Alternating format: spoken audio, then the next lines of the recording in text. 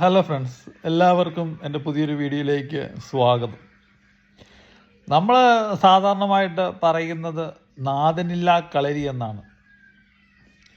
ഇതിപ്പം നമ്മുടെ അമ്മ, താരസംഘടനയായ അമ്മ, നാഥനുമില്ല നാഥയില്ലാത്ത അവസ്ഥയായി.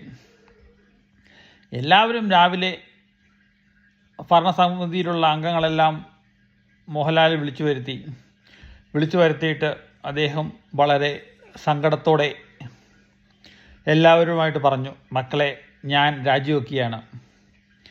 ഇങ്ങനത്തെ പ്രശ്നങ്ങളൊക്കെ ഉള്ളതുകൊണ്ട് എനിക്ക് തുടരാൻ ബുദ്ധിമുട്ടാണ്. ഞാൻ മമ്മൂക്കയായിട്ട്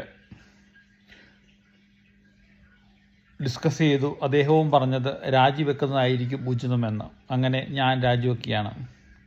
അത് പറഞ്ഞു കഴിഞ്ഞപ്പോഴേ ആ സമിതിയിലുള്ള സുരാജ് വെഞ്ഞാറമൂട്, ടോബിനോ,